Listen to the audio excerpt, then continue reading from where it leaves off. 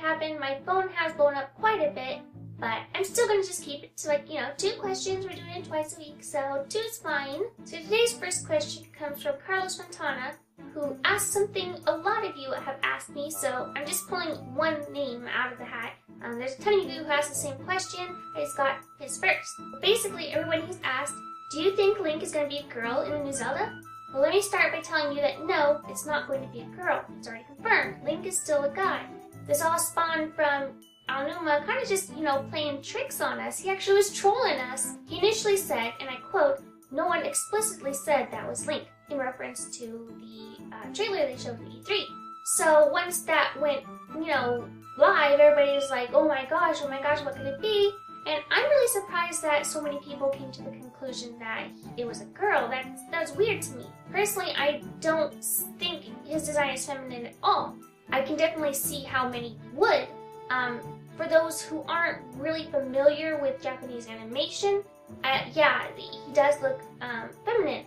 When I first saw anime and started watching it, which I don't really watch that much, but when I first did, I couldn't really differentiate males from females. But now that I'm familiar with it, I can definitely easily tell. And this design, it is definitely Japanese in animation style. And no, Link doesn't look feminine at all when you compare it to that. Comparing it to Western style, yes, he does look like a girl. But there's no feminine design there, in my opinion. His face doesn't look feminine. His body doesn't look feminine. He doesn't even look androgynous, I don't think.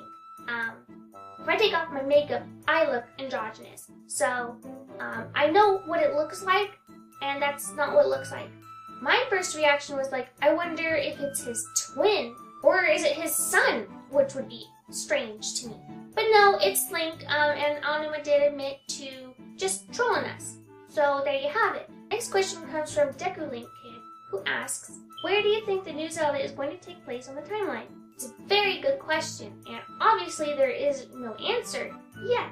It's kind of hard to say because of the art style, and we all know that Nintendo flip-flops all over the place, but if you look at the designs, there's a lot of familiar designs, which I won't say that means anything. It just means that the artist who's on staff, or the group of artists, their styles have carried over to the next game. That's what's going to happen. That's natural. But some things just seem to scream sequel. I personally think it's going to be either a Twilight Princess or Skyward Sword sequel. Let me tell you why. First, let's look at Link's tunic-y type thing. It's not that long of a tunic. It's not like his typical Link tunic. It's more like the shorter tunic or just plain shirt even that he had in Skyward Sword in his typical Skyloft attire. Interestingly, even some of the designs on his shirt are similar. The trim is very, very similar, while the color, on the other hand, seems more like it's a nod to the lobster shirt from the Wind Waker. But then you look at his gauntlets, and where have we seen that design? Now take a look at his hair.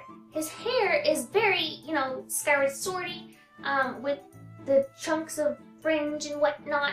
But then look at his bow. Now, Twilight Princess and Skyward Sword had a very similar bow design, but the little guards on the bow are more similar to Twilight Princess Link's design. But then I want you to look at something else. You don't get to see it for very long, but while flipping through the frames, I saw something very, very interesting. Those designs look so Twilight Princess-y style game-likeness type stuff that really kind of caught my attention. Additionally, we have, when he loads that special arrow, everybody's like, what is that? What kind of high-tech stuff is that? Well, Zelda hasn't been without high-tech. I mean, if you look at Skyward Sword and go into the past, there's a lot of high-tech stuff going on.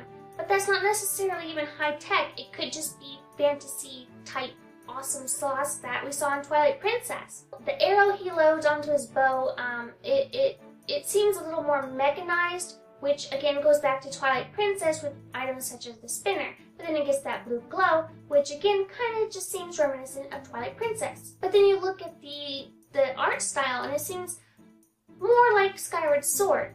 At least the models do anyway. I want to say the coloring style seems more like the Wind Waker, which makes me, as a Wind Waker fan, extraordinarily happy because I thought it was the most beautiful. And I'm not talking about the re-release, I'm talking about the old hard cell shading style. But anyway, there's a whole bunch of designs, there's the mechanized stuff. It all seems like it could be either sequel or prequel. I'm betting on sequel to Twilight Princess or Skyward Sword. But I'm leaning more toward Twilight Princess, and here's why. It's because they already did, you know, a sequel on the adult timeline for the Wind Waker. We got Phantom Hourglass and Spirit Tracks. And then they jumped to the defeated timeline and they gave us another sequel for Link to the Past, and actually even after the Oracle games and even after Link's Awakening, and they gave us A Link Between Worlds. So now we're left with the child timeline, which hasn't seen a game for quite a while. So I'm betting my rupees on that if it is indeed a sequel. So yes, there are tons of things a lot of people have noticed. I can't go through all of it, obviously, but tell me what you've seen. I'm sure I haven't seen everything. I really haven't had that much time to review it, so I'm sure there's tons more for me to see that I haven't even picked up on yet. So that is it for today. I'll see you again on Monday, and yeah, Zelda!